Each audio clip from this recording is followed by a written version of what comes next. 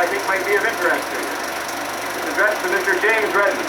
It says, "My congratulations and best wishes on your election as Congressman from the 47th District." And it's signed, Arthur S. Allen.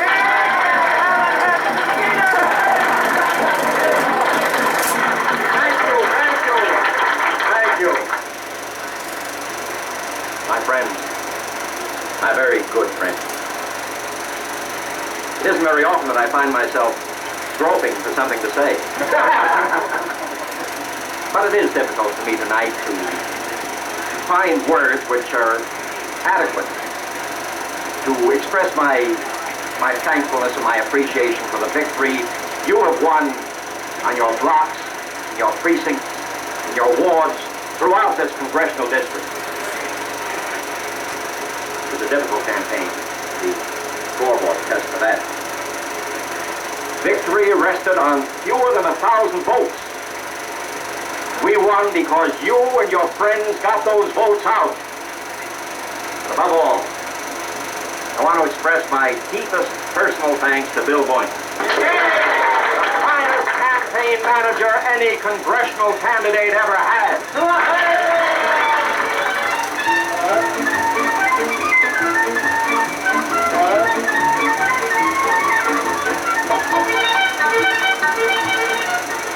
We've all heard of grassroots politics.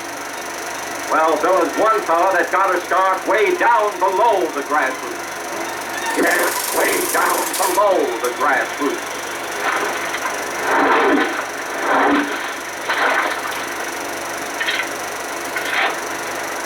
Experiencing the joys of suburban living, Bill? Oh, you know it, Fred.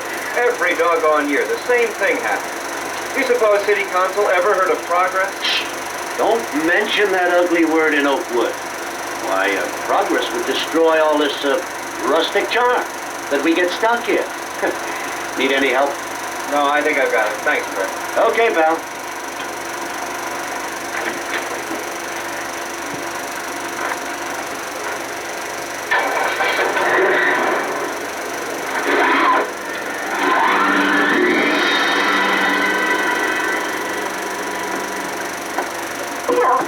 Aren't you a little old to be out playing in the mud? So help me, Susan, if something isn't done about this place...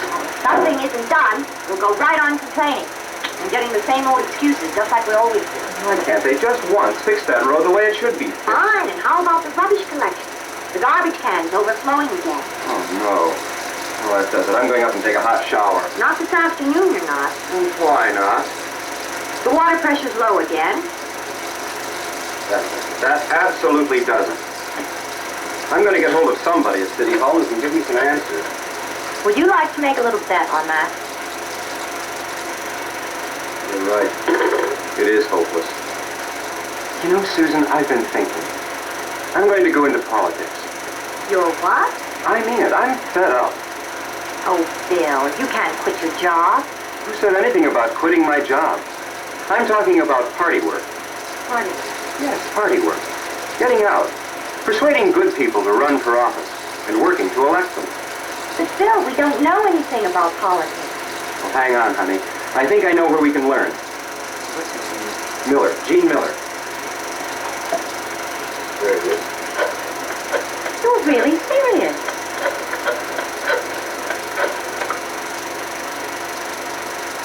Oh, Gene, this is Bill Boynton over on Beach Drive. You bet I've got problems, but I'm ready to do something about them. Can you use a willing worker? Correction, 2 willing workers to help out in the coming election? Fine. Well, sure, we can come over. 8 o'clock? Fine, we'll be there. Thanks, Gene.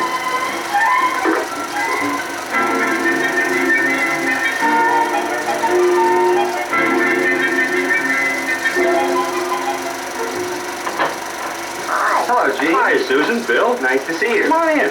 Here, let me take your hat. Thanks very much. Hey, it's nice to see you folks. Well, thank you. It's very nice to be back again.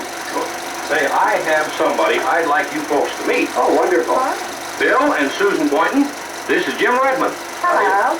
Jim's an attorney, active in party affairs, and now he's planning to run for state assembly. Well, that's wonderful. Oh, but don't flatter him. He's likely to make a speech. Have a seat. Thank you. Sit down. So So, you think you'd like to do some precinct work, Bill? Yes, we would. We're completely inexperienced, though. Well, I am taking a course in political action over some plants, but that's just getting started. I wish more companies would do that. Both parties need people. That's for sure.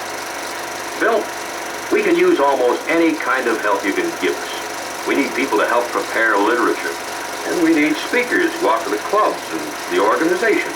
We need workers to contact the voters directly, to keep them informed, about issues and the candidates and the party itself. We need help to get the voters to the polls. Car drivers, babysitters, telephone committees. In short, Bill and Susan, we can put you to work in almost any kind of job you'd like to do and can spare the time to do well. You put us wherever you can use us, Gene. We're novices. Bill is very good at organizing and working with people. Well, in that case, I think I have just the job for you. Bill, we need a block captain right in your neighborhood. A block captain? Sure. What do I do with that precinct workers manual? Here it is. In essence, you'll be responsible for about, 20 homes in your immediate neighborhood. It'll be your job to see that the people there are registered, that they're kept informed, that they're organized to help with campaigning, and that they get out to the polls and vote on election day. A big job, Bill, and an important one. Now, here's how you begin. Get to know every family. Hi, honey. Hi, you're late. We're on a long meeting at the office. Hey, what's all of this? It looks like party headquarters. I'm just going over that list of names that Jean gave us. You know, they're pretty up to date. Oh, how do you know? Oh, I checked it out today at the election board. You did? Mm-hmm. You can't get down there during business hours, so I did. Here. These people are not registered. These vote in our primary. These people vote in the other party's primary. These people are registered, but they only vote in general elections. Say, you have been a busy girl. I thought that I'd line up some women tomorrow for telephone committees, car drivers, babysitters, to get people to the polls on election day. But I thought your bridge club was coming here tomorrow. Well, it is. They don't know it yet, but they're not going to play bridge. Say, who is the block captain anyway? You or me? Why, you are, Bill. You're the boss at our house. Besides, you're going to be pretty busy. Have you seen this precinct booklet? All I've done is a little bit of recruiting. But when it comes to running the show and doing the organizing, that is your job. Well, come Saturday, I'll head off down the street and see what kind of show it is we're running here.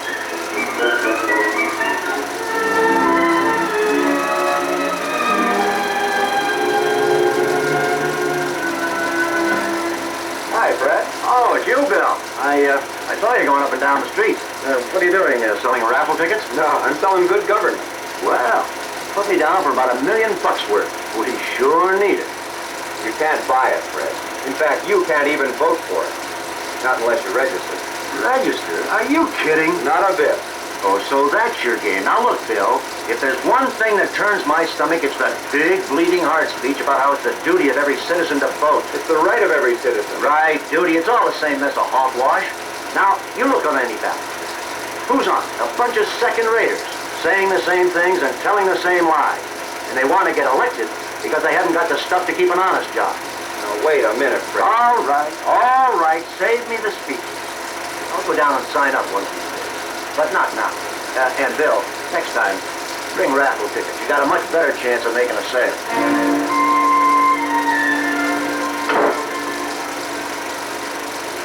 That's right, Emily. Margaret will be around within the next half hour to take your vote. Yes, there will be a babysitter for Bill. No trouble at all. Thank you for voting. Bye. Oh, what about her husband? Well, he said he'd vote on his way to work. We'll check back later, just to make sure. Who's next? Johnson. Oh, boy, they were tough. You know the type. No use for either party. We vote for the man. I finally convinced them that they couldn't vote for the man in the fall unless somebody got out and nominated him in the primary. Too bad some of that doesn't rub off on your buddy Fred. Oh, that guy.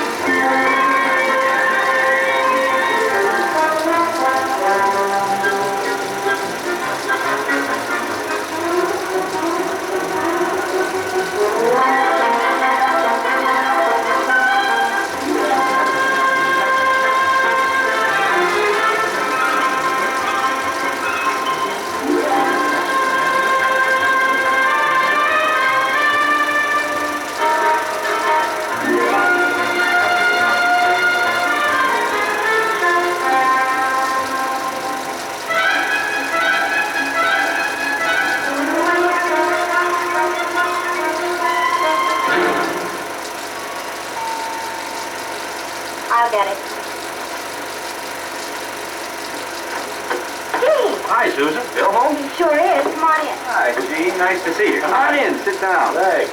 Say, I've got to take my hat off to you two. Your turnout yesterday was a record for this block in a primary election.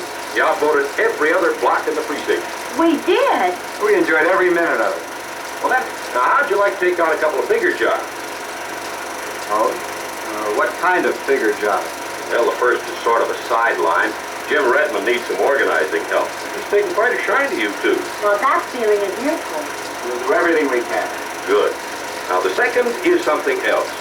Bill, I was notified yesterday that I'm going to have to leave Oakwood, open up a new regional office for the company. No. Oh, yes. And it's a promotion, and I'm grateful. But we'll sure miss Oakwood. Oh, we'll miss you, Gene. Thanks. Now, this change does mean, though, that somebody is going to have to take my place as precinct committeeman. And, Bill, I've recommended you.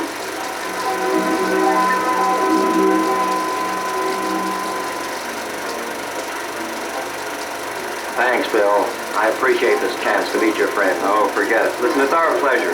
We have 3 more of these tea parties arranged for this precinct. And some of my friends over at the plant are arranging more of them in their section of the district, too. Wonderful. You're going to be pretty soggy by the time you get elected. But if your stomach holds out, we'll win. Oh, Well, hello, Mrs. Davis. It's nice to see you. Have you met Mr. Redmond? yes, I have. But I want to thank you, Mr. Boynton, for all you did for me. Really, Mrs. Davis, it wasn't anything. Oh, yes, it was. You see, Mr. Redmond, my son's overseas with the Army, and I hadn't heard from him in more than 3 weeks. I tried to telephone, but his unit had been moved. Mr. Boynton found him for me. My son was in the hospital with pneumonia. Well, really, it was Congressman Taylor who traced your son's whereabouts and set up the transatlantic phone call so you could talk with him. Yes, and I've written to Congressman Taylor, thank you. But if it hadn't been for you, Mr. Boynton, it wouldn't have happened. Thank you again. And good luck to you, Mr. Redmond. Thanks very much. I'd say there was some heart in politics. Wouldn't you, Jim? Jim, Fred's here. Fred, I'll be doggone. How are you, Fred? Fine, Bill. Hey, Just Fred, have you ever met Jim Redmond? No, I haven't, but I'd like to. How are you? You know, Mr. Redmond, since Bill here has been so hopped up on politics, I've been following your campaign. Well, I'd like to let you know that I think what you've got to say makes good sense. Well, thank you. Thank you very much. And you've got my support. Or at least you will have as soon as Bill helps me with a small matter of registration, which is long overdue. Saturday morning, 9 o'clock. I'll be ready. For reasons of my own, I'd like to make a small contribution to your campaign fund. Fine, thanks. We can sure use it. I'm going to be running along now, but I'll get the check to Bill in a day or so. Fred, thanks. Thanks very much. James, my friend, this is indeed a day of miracles.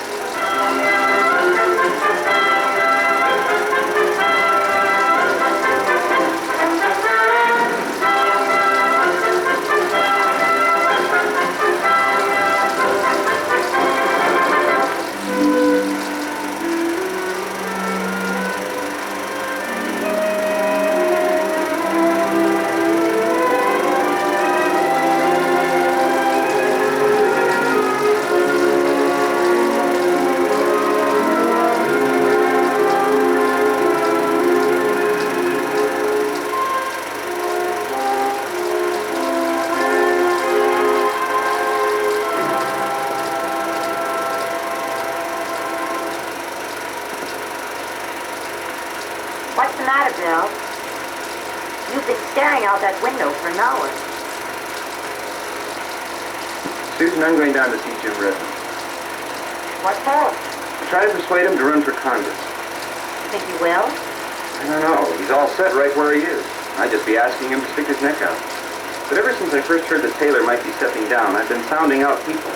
And I know that Jim has a lot of support. What do you think, Susan? Should he give it a try? Why don't you ask him? Bill, be realistic. Sure, I'd give my eye teeth to be in Congress. I think I could do some good there. But you just don't jump straight into Congress after 1 term in the Assembly. Well, I think you can do it. And besides, there are a lot of people who want to see you make this run. And there are a lot of other potential candidates with a lot more experience than I have. Who? Bill Richards, for one. No, Bill's out of it. He's too tied up trying to push the state reorganization bill through the legislature. He's very happy right where he is in the state senate. As a matter of fact, Bill's one of the people who wants to see you run. You know who we'd be up against? Yeah, Art Allen. The strongest and loudest of the promise him everything boys. I can even tell you what his platform is going to sound like. First of all, lower taxes for everybody. And then by some little bit of unexplained magic, more pork barrel, more spending, more boondogling, more everything.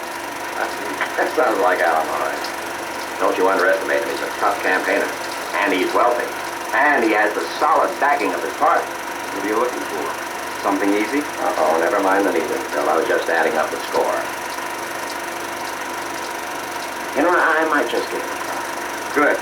Then it's settled. Oh, not so fast, Bill. I said I might give it a try. If I had the right campaign manager. Who do you want? You. What? Oh, come on. You heard me. I'll run if you'll manage my campaign. Oh, now look, Jim, I've got a job.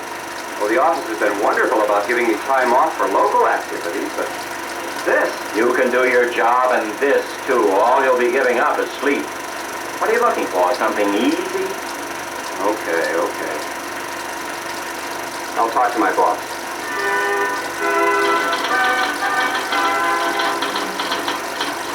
Hi, Nancy. Hi, Bill. Mr. Hawthorne was expecting me at 2. May I go in? Sure, go right in. Take it up with you. Oh, hello, Bill. Good afternoon. Sit down. Thank you, sir. Your supervisor told me about your problem. This matter of managing James Redmond's campaign for Congress. Yes, sir. You're doing a very important job here, Bill. We need you. Now, you know as well as I do, we're operating on a pretty tight schedule right now. Yes, I do, Mr. Hawthorne. But I also know that we need men like Jim Redmond in Congress. And I know that we can't get men like him unless someone is willing to get out and work for them. What I don't know is the boundary line. Just where does my responsibility stop? Well, I can't answer that, Bill. In fact, I've been asking myself that question ever since your request came to my attention a few days ago. One thing, however, does seem clear. We've been urging our people to be good citizens, to get out and to work for the party and the candidates of their choice. If political activity is part of good corporate citizenship, then this company can't, with any honesty, restrict that activity to lesser political jobs. Well, I don't want to put the company on the spot. Oh, I appreciate that, Bill. But you see, the company stands to gain, too. I've been checking with our department heads. They tell me that our people who have been doing political work are getting organizing and leadership experience that will give us a good future source of management talent. So I'm not being entirely unselfish when I say, go ahead, take on this campaign, and good luck. Thank you, Mr. Hawthorne. Thanks very much. Oh, and Bill, I'm counting on you to win it. We will, Mr. Hawthorne. We will. So it looks like you won't have any real opposition in the primary, Jim. This means we can start right in pointing toward the general election. That seems to make good sense. Now, we're going to be leasing a campaign headquarters in the Bradley building, right here. And a little later on, I'd like to lease a couple of smaller headquarters here and here, just to give better coverage. Excuse me. We're getting a good early start, Jim. Jerry Bates, our art director at the plant, is sitting up right now working on banners and posters for your campaign. Right. Fred's here. Well, hello, Fred. Hello, Bill. Hi, Jim. Hi, Fred. I've only got a couple of minutes, but I want to drop these off. Oh, thanks. Fred's been digging into the files and compiling the past voting record of every precinct in the district. Hey, this is wonderful. It tells us just where to aim our heavy artillery. It's a rotten shame. You realize that in some of those precincts, only 20% of the voters turn out? Somebody ought to get down there and knock them on the head. I've got to go now, but I've got a couple of ideas I'd like to talk about later. Oh, real good, Fred. And thanks a million. Don't mention it. It was a pleasure. So long, Fred. Bye-bye, Fred. Well, you certainly built a fire under him. Yeah. I just wish I knew what I did. I've got a few others I'd like to try it on. Now, let's see, where were we? Oh, yes. Yeah, I have a public relations man checking the newspaper files and digging out the record of Allen and his party. That'll help. What about the lady? Well, we're just getting organized here, but we have a lot of enthusiasm. Great, great. Before the primary, and again in the fall, we're scheduling coffee lunches for every precinct in the district, so that the voters will have an opportunity to meet with you personally. And don't forget, my wife has scheduled several teas, too. Wonderful. I can see you two have been busy. But not as busy as we're going to be. But what we have to do right now is to begin picking out our campaign issues, and then set up a timetable for presenting them. Good, very good. Now, as I see it, our number one point is going to be sound fiscal policies in government.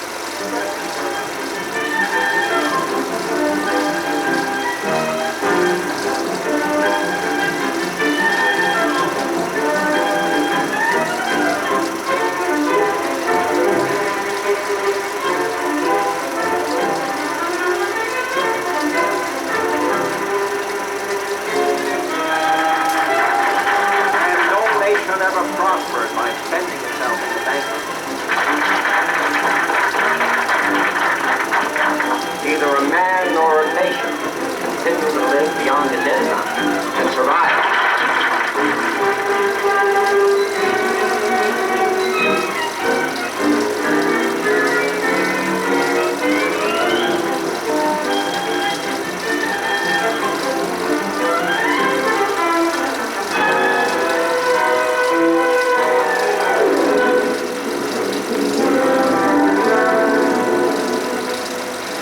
I know we need it, but we're going to have to hold up on the bulk of the advertising program until we can scrape up some more money.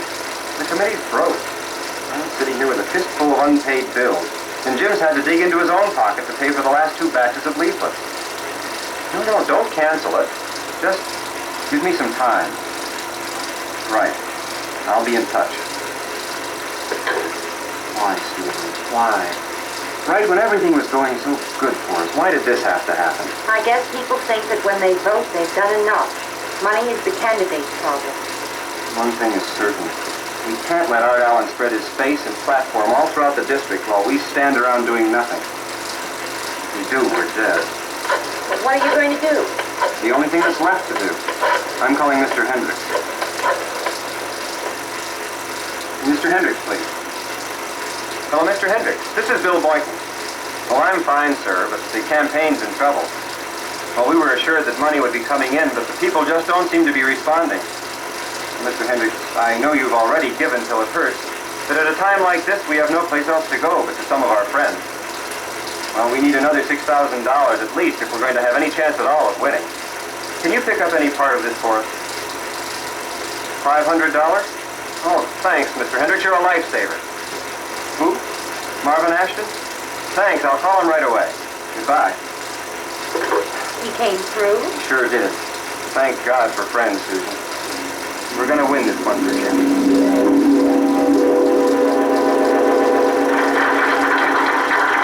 I have come to know Bill Boynton well, and I am the better for that friendship. He has given of his talent with unselfishness. He has provided leadership with understanding and intelligence. He has made his city a better place to live. He has helped the troubled solve their problems. He has taken his deep convictions and translated them into action. And perhaps above all, he has demonstrated to critics that politics is a proud activity, one of the highest callings of good citizenship. The next time someone asks you what one man and one woman can do to shape the affairs of their city, state, and nation, tell that person the story of Bill and Susan Boynton.